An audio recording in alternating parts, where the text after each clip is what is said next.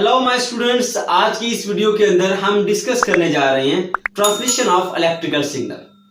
Student, बहुत सी ऐसी devices हैं जिसके अंदर हम डाटा को सेंड करते हैं एक लोकेशन से दूसरी लोकेशन तक with the help of electrical signal या in the form of electrical signal. Okay, तो अगर हम इसको अंडरस्टैंड करना चाहते हैं तो हमारे पास सबसे अच्छी एग्जांपल टेलीफोन की है, क्योंकि टेलीफोन के अंदर आपका जो ऑडियो सिग्नल है उसको इलेक्ट्रिक सिग्नल में तब्दील करके एक पॉइंट से दूसरे पॉइंट तक उसको सेंड और रिसीव किया जाता है। इसलिए हम टेलीफोन को डिटेल से डिस्कस करेंगे इस वीडियो के अंदर। सबसे पहले हम इसकी हिस्ट्री की अगर हम बात कर ले तो टेलीफोन को सबसे पहले 1876 में अलेक्जेंडर ग्राहम बेल ने डिस्कवर किया था, और ये बेसिकली एक सिंपल सा टेलीफोन था जिसमें मेन 3 कंपोनेंट्स थे। एक मेटल रीड थी, एक कॉइल थी और एक डायफ्राम था। ये 3 कंपोनेंट्स थे जिनकी हेल्प से इसको बनाया गया था। आज का जो टेलीफोन है उससे काफी लेटेस्ट है, कुछ उसमें अमेंडमेंट हो चुकी है और बेहतरीन तरीके से हम साउंड को एक लोकेशन से दूसरी लोकेशन तक सेंड करते हैं। तो चलिए अब हम टेलीफोन को डिटेल से डिस्कस करते हैं। स्टूडेंट्स, टेलीफोन जब आप बातचीत कर रहे होते हैं तो उसके 2 पार्ट्स होते हैं। एक पार्ट जो है वो आपके माउथ से करीब होता है, दूसरा पार्ट आपके ईयर से करीब होता है। जो पार्ट आपका माउथ से करीब है उसको हम कहते हैं माउथ पीस, और जो ईयर से करीब होगा उसको बोलेंगे ईयरपीस। माउथ पीस का फंक्शन क्या होता है? माउथ पीस आपकी जो साउंड है, जो आपकी साउंड उसको कन्वर्ट करता है इलेक्ट्रिकल सिग्नल के अंदर, और जो ईयर पीस है वो क्या करता है, दूसरी तरफ जिस शख्स से आप बात कर रहे हैं उसकी तरफ से आने वाले इलेक्ट्रिकल सिग्नल जो आया था टेलीफोन के अंदर उसको कन्वर्ट करता है दोबारा साउंड के अंदर, और आप उसकी बात को सुन लेते हैं।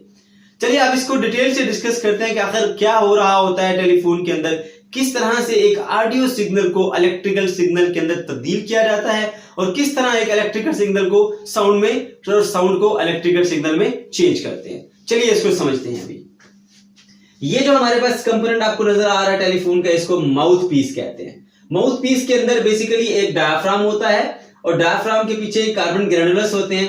कार्बन ग्रैनुलस जो है वो रिस्पॉन्सिबल हैं for changing the audio signal into the electrical signal. Audio signal को इलेक्ट्रिकल सिग्नल में कन्वर्ट करने के लिए कार्बन ग्रैनुलस और इसका ये एक सेटअप जो आपको नजर आ रहा है, डायफ्राम, कार्बन ग्रैनुलस और ये 2 जो आपको रॉड नजर आ रही है, ये सारा एक सेटअप है जो कि एक ऑडियो सिग्नल को चेंज करते हैं इलेक्ट्रिकल सिग्नल के अंदर। होता क्या है, अब इसकी सर्किट डायग्राम मैंने यहां पे ड्रा की है। समझिए कि ये एक बॉक्स है, इसके अंदर एक ये कनेक्शन है और एक ये, इसके दरमियान जो है वो कार्बन ग्रैनुलस पड़े, यानी कार्बन के जराब पड़े, छोटे छोटे पार्टिकल्स।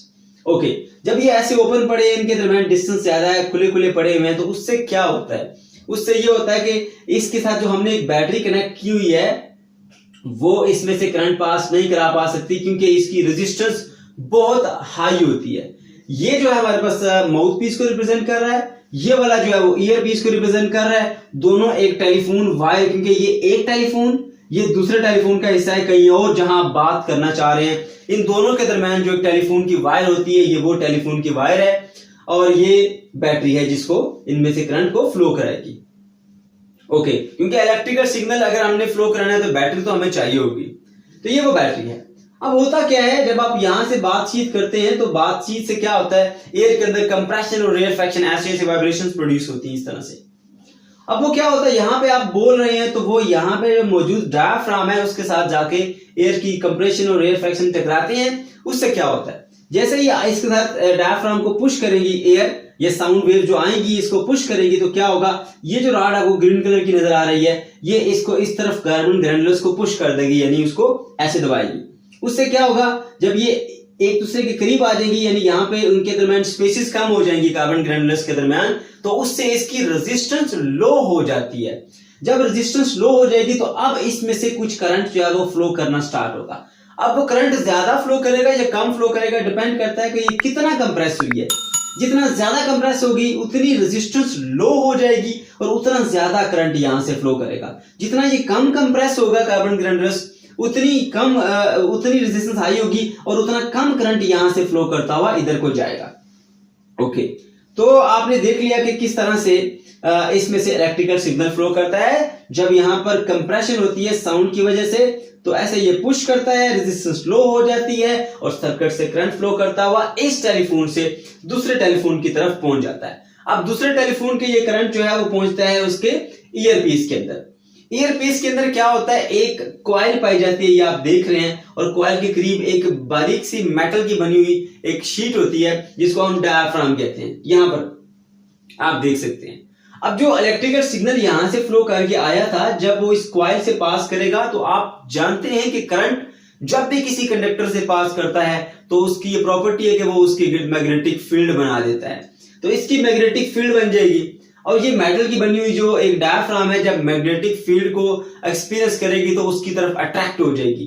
फिर जब ये इस तरफ को, क्योंकि साउंड तो वाइब्रेशन होती है, ऐसे पुश करने के बाद जब ये वापस ऐसे आएगा, फिर इसकी रेजिस्टेंस हाई हो जाएगी, करंट फ्लो नहीं करेगा, यहाँ पे करंट जो है वो जीरो हो गया, तो दोबारा से ये इसको छोड़ देगा और ये वापस डायफ्राम उस तरफ को चला जाएगा। ये इस डायफ्राम की बात कर रहा हूं। फिर क्या होता है, जब ये इस तरफ को कंप्रेशन होती है, दोबारा से यहाँ रेजिस्टेंस लो होगी, फिर करंट फ्लो करता हुआ इसमें से जाएगा, और वो करंट जब इसमें से पास करेगा तो फिर ये मैग्नेटिक फील्ड बनाएगा, इसको फिर अट्रैक्ट करेगा। तो होता क्या है, बार बार कभी जब करंट इससे फ्लो करता है, कभी नहीं करता, तो कभी ये मैग्नेटिक फील्ड बनाता है, कभी मैग्नेटिक फील्ड नहीं बनाता। उससे क्या होता है, डायफ्राम कभी अट्रैक्ट होता है, कभी छोड़ देता है, कभी अट्रैक्ट करता है, कभी छोड़ देता है। अब ये बार बार ऐसे डायफ्राम को वाइब्रेट करा रहे, तो वाइब्रेशन से क्या प्रोड्यूस होती है, साउंड प्रोड्यूस होती है। हम पढ़ चुके हैं सेकंड चैप्टर के अंदर 10th क्लास के, कि जब भी आप किसी बॉडी को वाइब्रेट करते हैं तो उससे साउंड प्रोड्यूस होती है। ओके, तो इस तरह से ये जो हमारे पास माउथ पीस है, इसने एक ऑडियो सिग्नल को चेंज कर दिया, किसके अंदर, एक इलेक्ट्रिकल सिग्नल के अंदर। वो इलेक्ट्रिकल सिग्नल एक टेलीफोन से दूसरे टेलीफोन तक लॉन्ग डिस्टेंस ट्रैवल करता हुआ पहुंचता है, और दोबारा से उसको उस इलेक्ट्रिकल सिग्नल को यहाँ पर ऑडियो सिग्नल के अंदर तब्दील कर दिया जाता है। स्टूडेंट्स याद रखें, जब यहाँ पे आप ऊंची आवाज में बात करते हैं तो एक लाउड एम्पलीट्यूड का साउंड प्रोड्यूस होता है, तो उससे क्या होता है, ये ज्यादा कंप्रेशन यहाँ पर आती है। ज्यादा कंप्रेशन से ज्यादा करंट फ्लो करेगा, ज्यादा करंट फ्लो करेगा, ज्यादा मैग्नेटिक फील्ड बनेगी, ज्यादा मैग्नेटिक फील्ड बनेगी तो ज्यादा अट्रैक्ट करेगा, ज्यादा एम्पलीट्यूड के साथ। तो जब ये डायफ्राम ज्यादा एम्पलीट्यूड के साथ वाइब्रेट करेगा तो ज्यादा लाउड साउंड प्रोड्यूस होगी, क्योंकि आप जानते हैं कि लाउडनेस का ताल्लुक लाउडनेस का एम्पलीट्यूड के साथ डायरेक्ट रिलेशन है। जितना ज्यादा एम्पलीट्यूड के साथ ये डायफ्राम वाइब्रेट करेगा उतनी ज्यादा लाउड साउंड को प्रोड्यूस करेगा। तो ये था हमारा सिंपल सा टॉपिक, जिसके अंदर हमने देख लिया कि एक इलेक्ट्रिकल सिग्नल को किस तरह से हम एक लोकेशन से दूसरी लोकेशन तक सेंड करते हैं। अगर आपका कोई क्वेश्चन हो तो कमेंट सेक्शन के अंदर आप जरूर पूछ सकते हैं।